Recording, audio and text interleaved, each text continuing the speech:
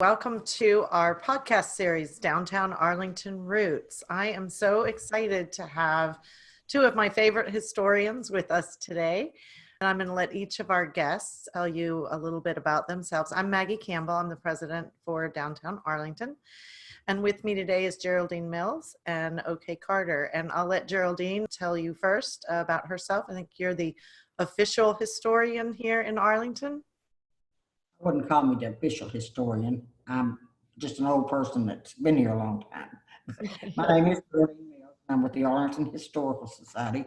I was born in Arlington in 1941, so that kind of covers a lot of what I know about Arlington is from actually the 50s on, maybe the mid 40s. Okay. I enjoy what I do here.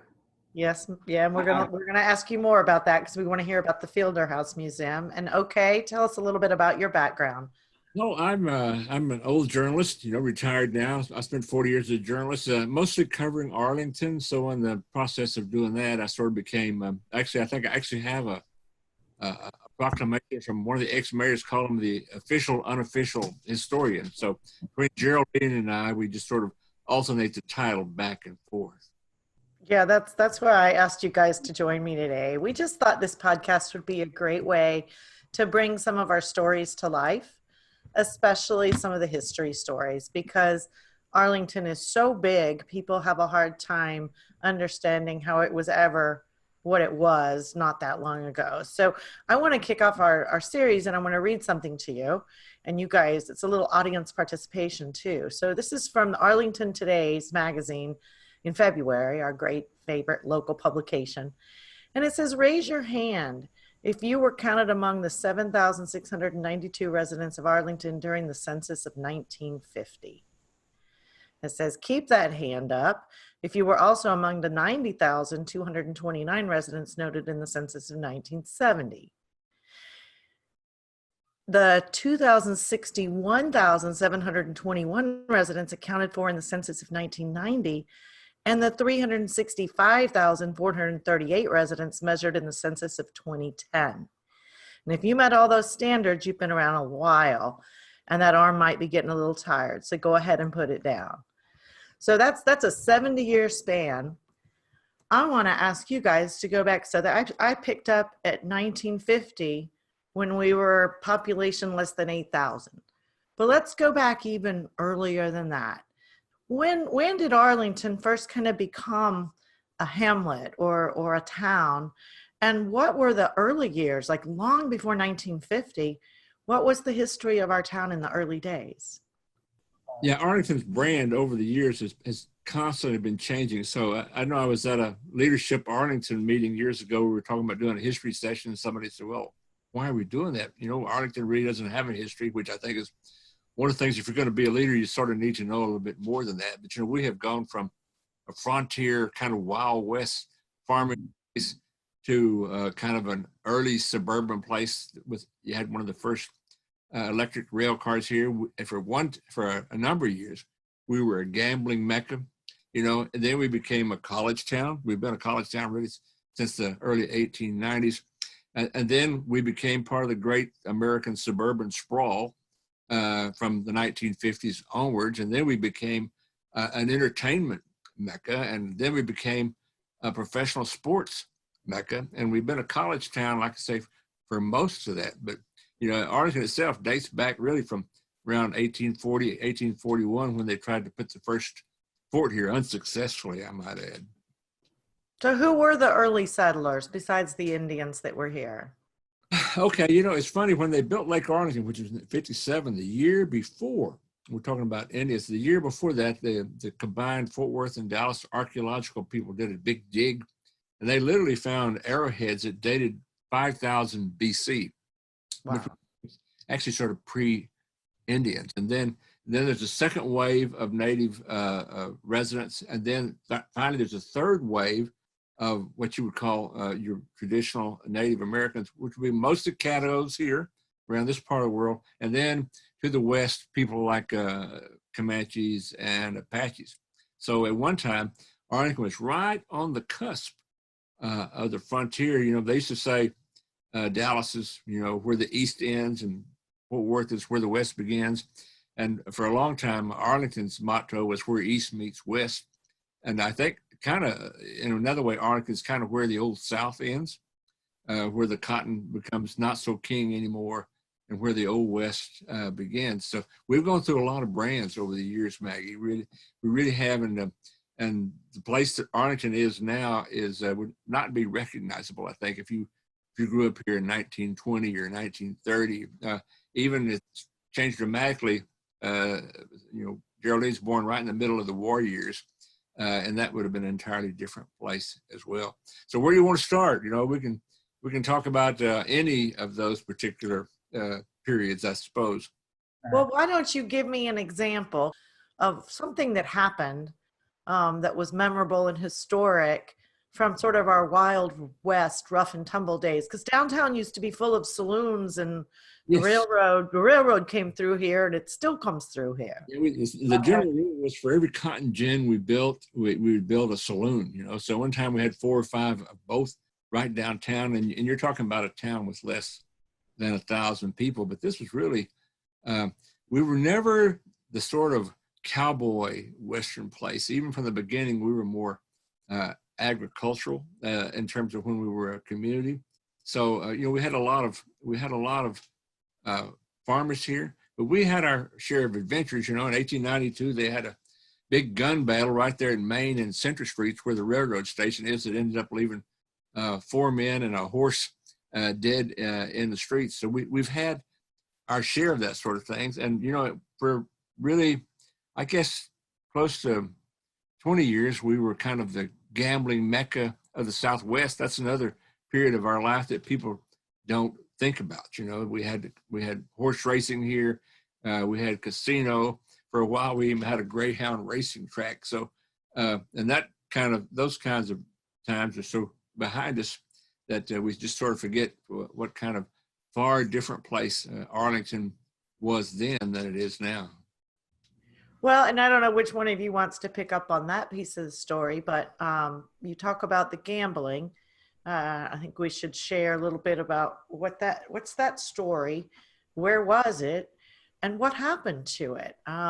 What were the forces that took out the saloons and the gambling and sort of fundamentally changed our community? When did that happen? Sure. Geraldine, you want to talk about W.T. Wagner and the Downs?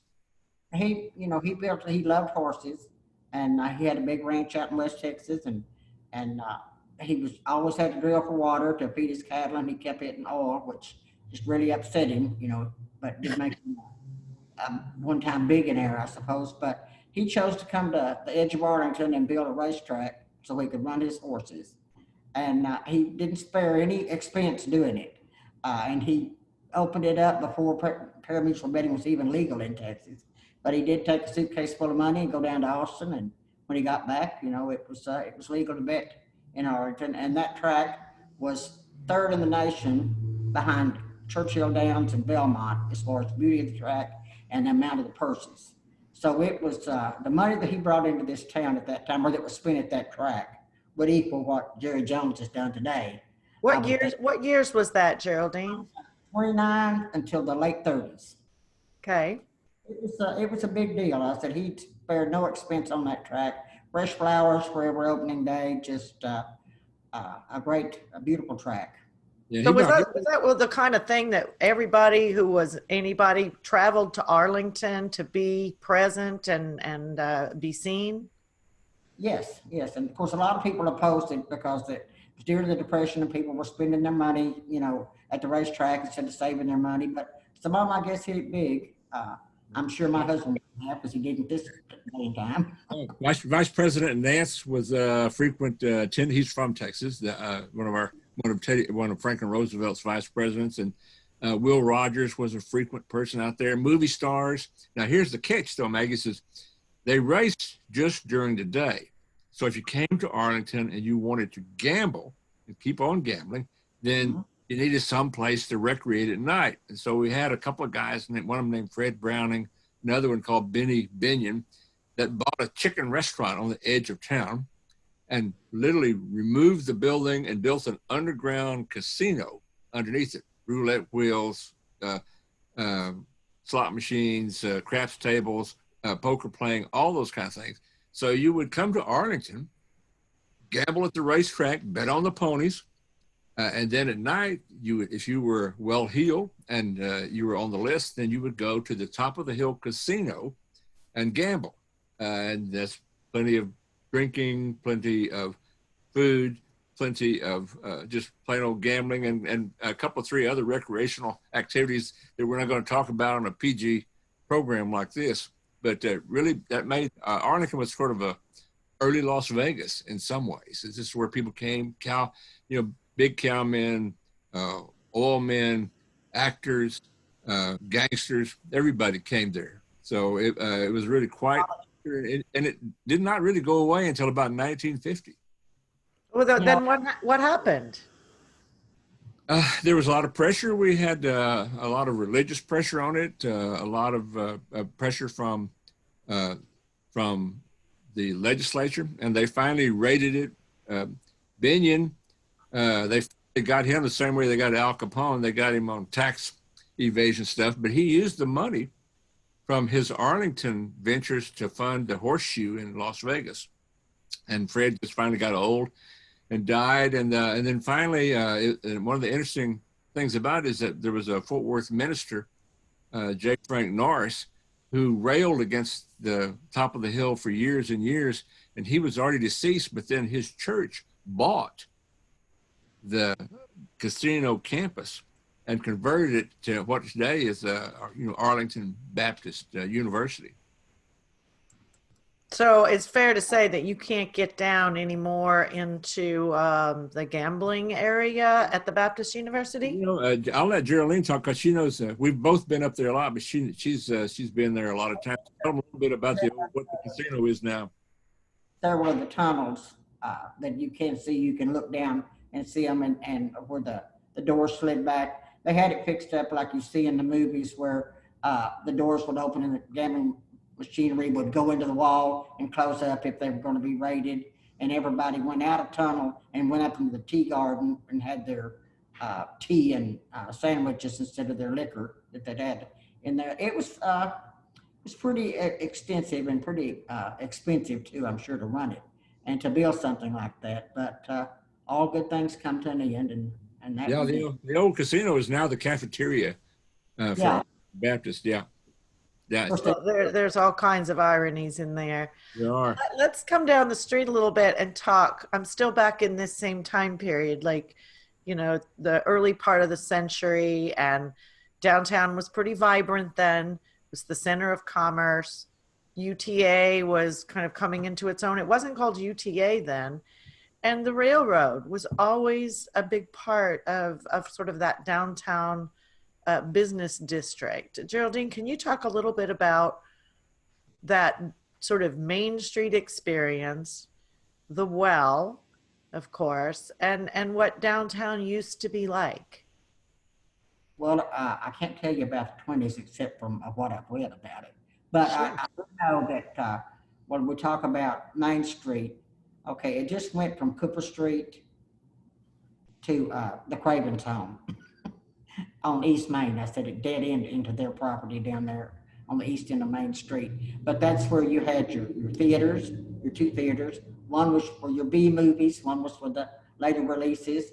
We had an opera house that burned early on. So it was the center, and all the churches were downtown. I mean, you had 3 drugstores, 1 bank. You had all of the Presbyterian, the Methodist, the Baptist, and the Christian all downtown. So all of the activities and events that happened in that general area because they all were situated within, a half a mile or a quarter mile of each other. So the original Texas and Pacific is really the Texas and Pacific Railroad is what really laid out the town, and they did a half mile by half mile with little 100-yard blocks, and they're very imaginative about their street name. The middle of it was Center and Main, so and it still is, and even today, every address in Arlington radiates from from that particular intersection. Yeah, the original town boundaries, and these are still the core streets in the downtown, but the original town boundaries were north, South, East, and West Streets. That's And correct. Only east and that west was run the north and original south, plat. north and south run east and west. That they are boundaries. Somewhere along here, we'll need to talk about the Bankhead Highway too, because really, Arlington, I don't think really was ever going to be much more than a little hamlet until the Bankhead Highway, the old US 80, came through. We think of Arlington today as always having 20 and always having 30, but that really wasn't true. Wasn't true. And of course, the well being downtown in all of its different forms was a social gathering place too, for rallies of any kind, early war bond rallies, prohibition rallies. Saturday trade days. Area, yeah. Well, let's start back at the beginning, because not everybody knows what you mean when you say the well. So way back when, even before the streets were paved, something came bubbling up out of the middle of the street that was some kind of water. And we're very enterprising here in Arlington, right? So we figured out how to market it and bottle it. They did. That's what you're alluding to, all the different versions of the well. But that's how it started, was just a watering trough for the horses. It did start with the women griping because it was dusty and dirty downtown. They didn't like to go down there, so they dug the well. Okay. And it was mineral water, but they didn't notice it and realize that until it started drying up and everything all turned white. And so they had it tested, I'm assuming, and found out that it was mineral water. So they were going to become another Mineral Wells, and sell that water and cap it off. And they did that. I mean, people came from all around. It was a big draw in the early years here too, to come and get that healing. It cured everything from cancer. We had a couple of sanitariums, and you could buy the mineral water boiled down into Arlington crystals, and that continued as a business here until really probably around 1950 or so. It was a big deal. And yeah, so you can look at the historic pictures, and we'll share some of those. But the well itself evolved through the years. It's had structures built up around it. It's had something like a lion face. The ancient Egyptians, their symbol for water was lion, and for the presence of water. And then so the Greeks and the Romans picked this up, and they would always decorate their fountains with sculptures of lion heads, and usually. Often you'd have a spout sticking out of it. And so, by the time we built the mineral well here, they put the lion's head up, but I have a feeling that they didn't realize that they were looking at 3,000 years of culture that was influencing them to do that. Yeah. But as I said, they had some pretty versions of it, and one early architect drawing of it. They never built it, but it was really pretty. It had 4 tall, slender columns. And I said, but I only remember the one with the well house on it and Barney Lowry standing there. And there seems to be a lot of fond memories, and there's something very meaningful about that fountain, that mineral well. Even though it's gone, there's been a lot of talk about trying to bring it back someday. And you talked about that, it being a community gathering place. That's probably what people remember about it the most. I do. I said, of course, most of the time, the men sat around spitting and whittling, as they would say. But it was a gathering place, for the community. When they had pep rallies, it was always coming from the school, which was on Cooper Street, down Main Street, circling the well. And it was a tradition for the boys at the cadets at UTA, or which was NTAC or whatever it was at any given time. They had to go down there and drink that water, then duck walk back to the college, which a lot of them had many problems on the way back to the college after drinking that water, because it would clean you out.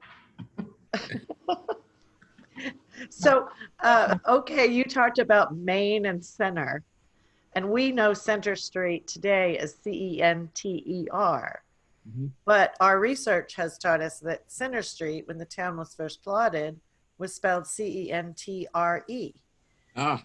And we've also had another street, Abram Street, that has evolved over time. It wasn't the original name of the street. I think the original name of Abram was the was it Dallas to Fort Worth Road? The Pike, yeah.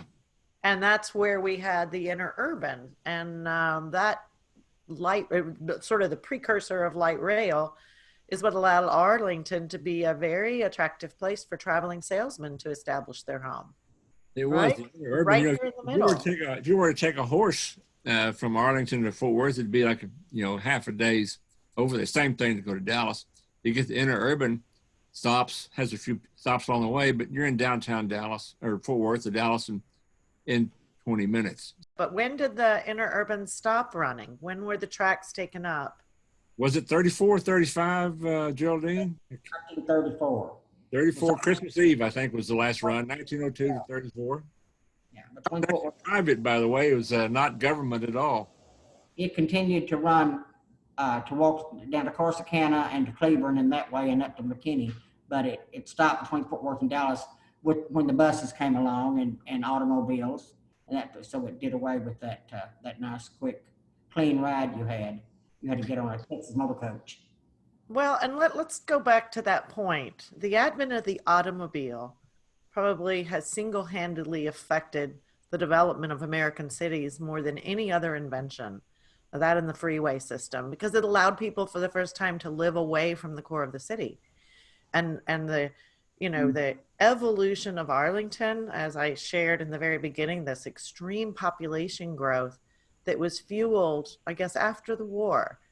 Geraldine, can you talk about some of the factors that just caused Arlington to explode in the middle of the 20th century?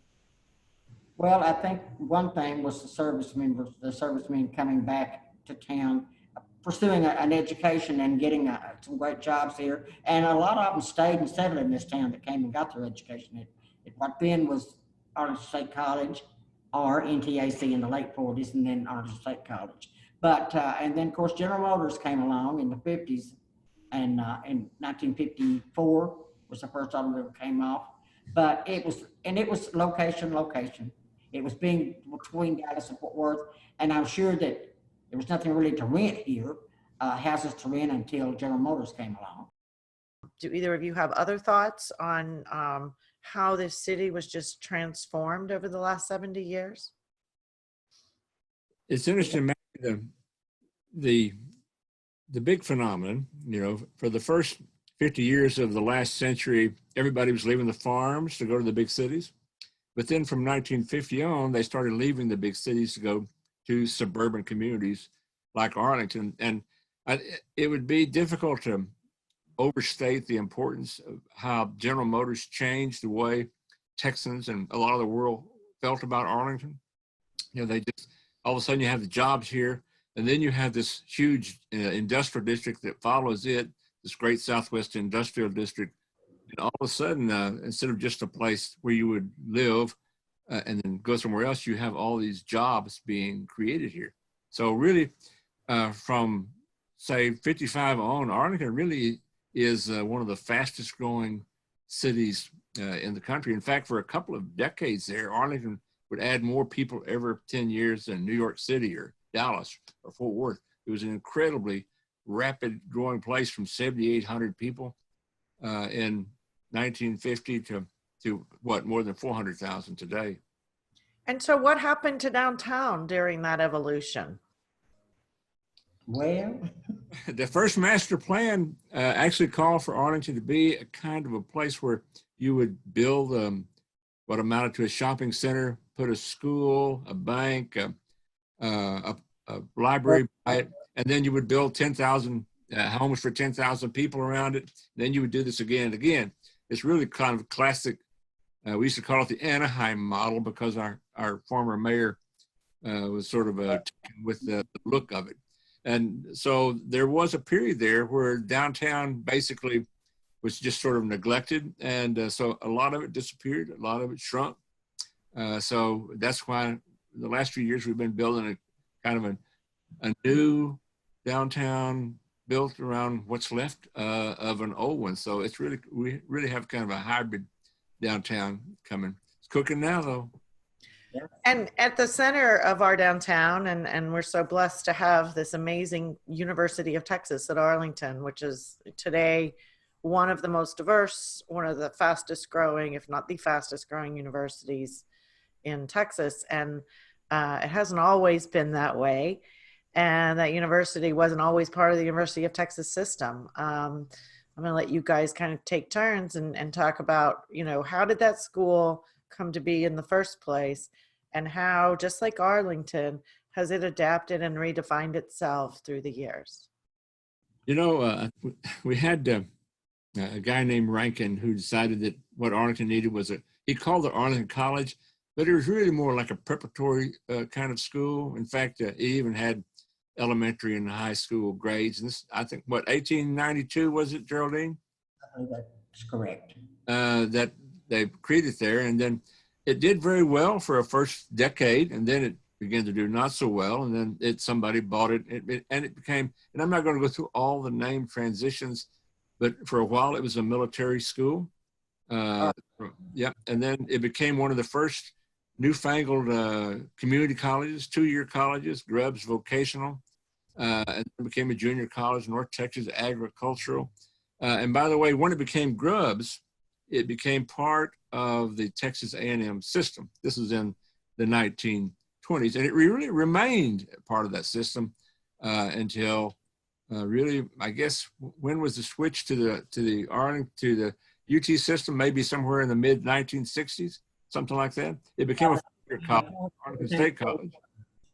Yeah, and then it was transferred to the UT system. I think A&M, the locals were unhappy with the level of attention that A&M was giving it, and so it became part of the UT system. Now, of course, now it's a 4-year with multiple graduate programs, and I don't know what the total enrollment is counting online, but I think it's probably more than 50,000 counting your online enrollment these days. So it is fast growing, and somewhere also in the 1990s we added a community college here, and it's a very fast growing thing. And then there's Arlington Baptist. So I think one of the least understood components of Arlington today is how much of a pronounced college town it is, and how long it's been a college town, really since the 1890s. And I think that's slowly changing.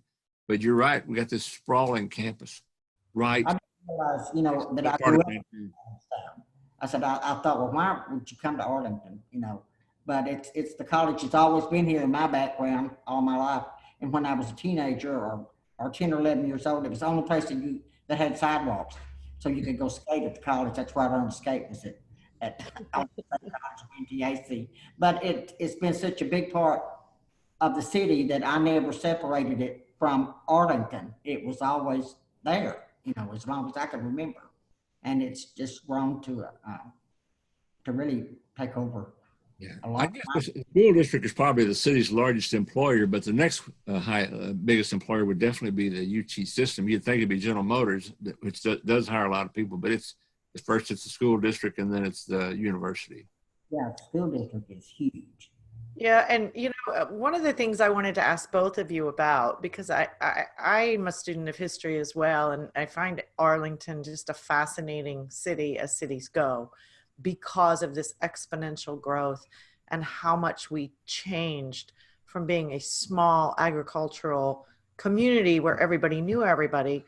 Now we're like a major city. We're 500,000 people. We're huge and a very mature city now. But what is it about Arlington where it still feels like a small town? Why is it that there's this strong sense of community, and how does the downtown sort of personify that? You want to tackle that one, Geraldine? That sounds sociological, right up your alley. Well, it's hard to describe it, and of course I deal with people that are interested in the history of this town, whether they grew up here or whether they moved here. And that's what I love about the ones that do move here, and they want to know. And that's why they come to the museum and come to the Nat Park, is they want to know about the history of Arlington, why it is what it is today. And I think as long as we have some of our traditions left, which anything from our educational system to the 4th of July parade two different things that are now, from now on, it'll be the levy. As long as we have those things, those community things going on, it's always going to have that community feel to it. And it's not the same as it was when there were, like 2,000 people here or 4,000 people, but we do have a core group of citizens. Yeah, I was going to say that there's a core here, but I think it would be probably negligent of us not to note that Arlington has a huge population turnover because our location is so very accessible. A lot of people use it as their sort of career launching point.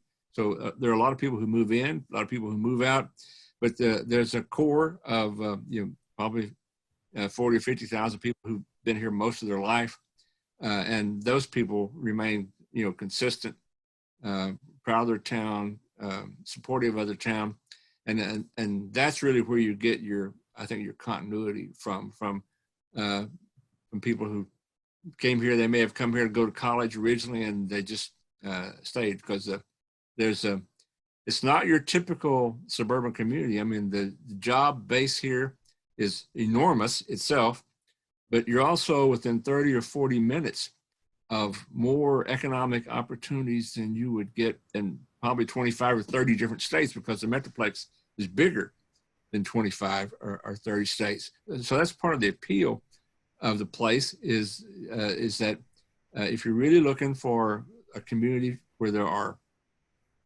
countless economic opportunities less than 30 minutes from you, then Arlington is your kind of place.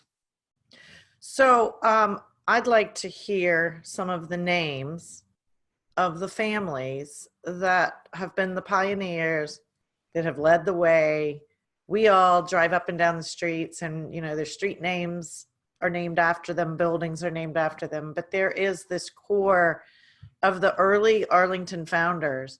And I see it when I go to the tax records, because they were the folks whose, ranches and farmland became the next parcels as the city grew.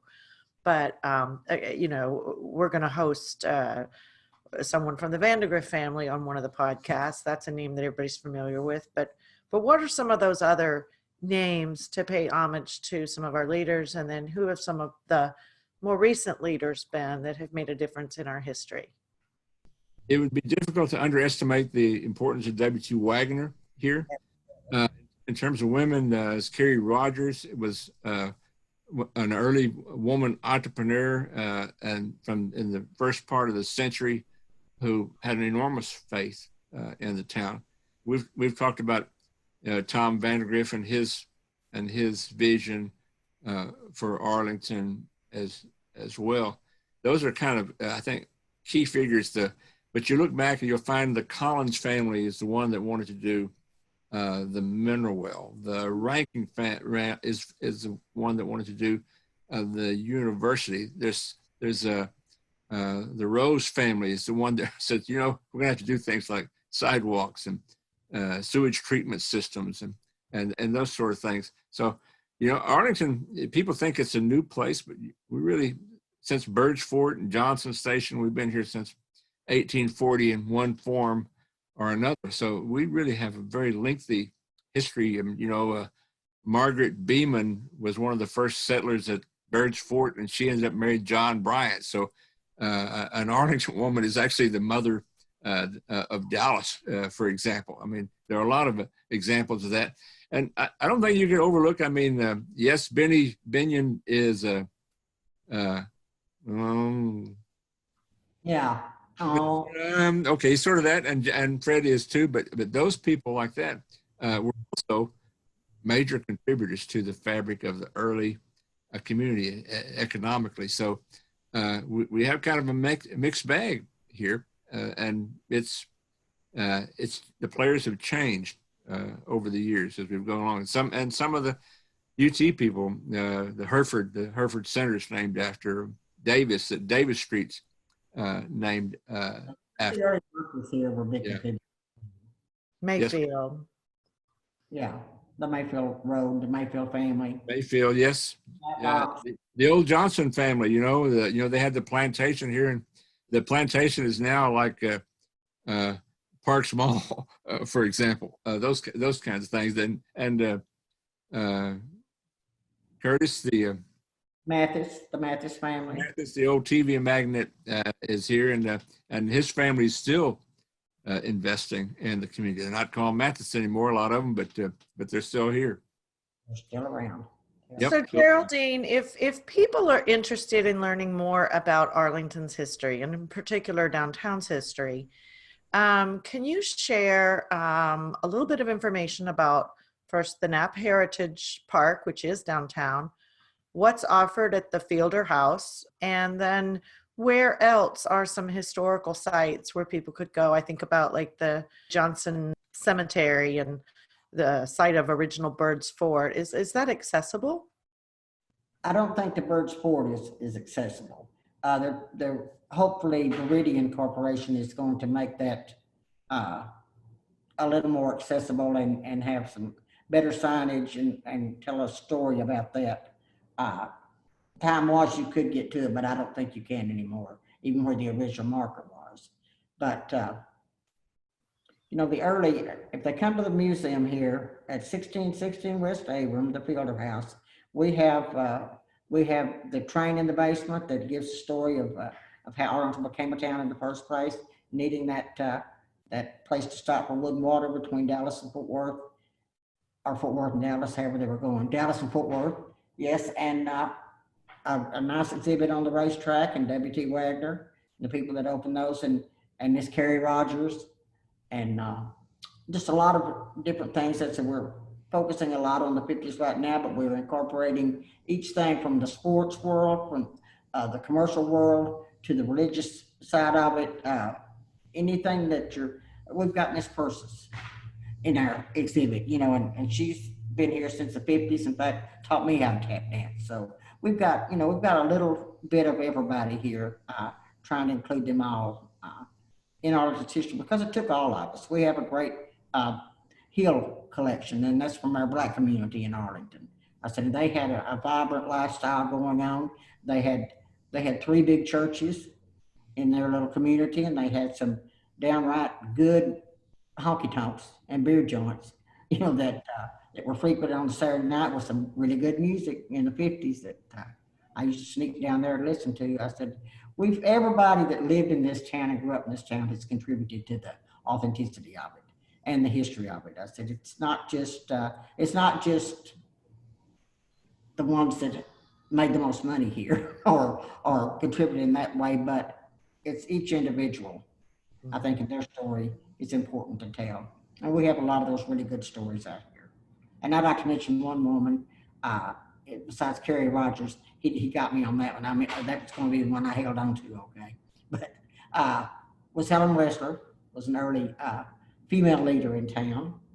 And then we've had others that followed along, Carolyn Snyder, Martha Walker, different strong ladies and strong business people. In fact, at Cannon's Nursery, Lena McCarter, she was Lena Flint. I said, she ran that thing with an iron fist and did a great job on it. So we've got some really great stories out here. The Knapp Park gives the story of the early settlers here, the Watson family and the Malier family. They were here in the 1850s, and there's still a little argument of whose cabin's the oldest, but I think whoever had the most money got to be the one with the oldest cabin.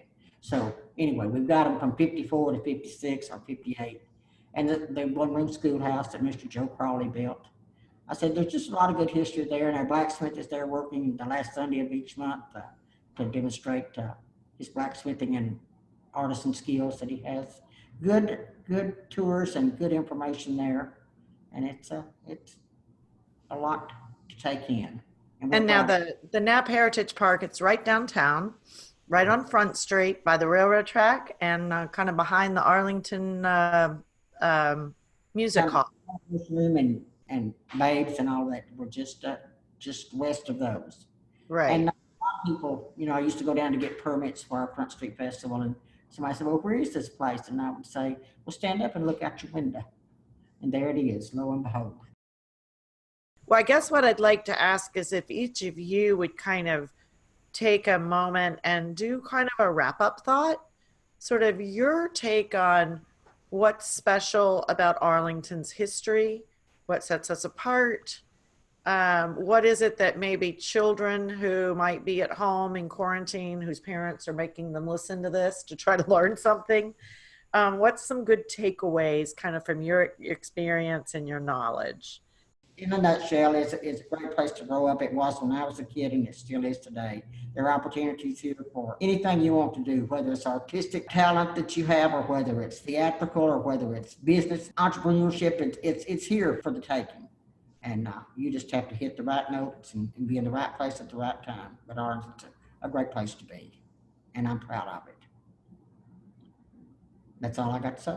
Hey, you know, if I was talking to a fourth or fifth grader, you know, I would really tell them to go out to the Founders Park, the Pioneer Park, Arkansas, and take a walk up the little path to Marrowbone Springs, which is where the Treaty of Bird's Fort was signed. That really opened up this whole part of Texas for settlement, and which used to have, you know, thousands of bleached buffalo bones there, because this is where the Indians came after their hunts. You know, I would tell them to take a walk out at Arlington Baptist College, because you can walk along the grounds there and you can see where John Birch, yes, that John Birch, went to college, and you can see parts of the old roulette wheels and all of those kinds of things that are mixed in there with this sort of Baptist hybrid religion. You can walk downtown. You can go to the Arlington Music Hall, old 1949 theater, and see modern day music in it. You know, we talked about the mineral well not being there, but the wellhead is there.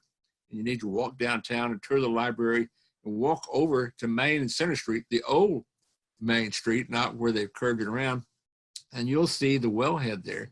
You can literally pop that wellhead and walk down to the old mineral well. So the history of it is, you know, all around us. I think you could drive down the Bankhead and try to visualize it as it was in 1925. You know, you can walk to Meadowbrook Park, which is our oldest park. Used to have a rose garden there, and see the sculpture garden.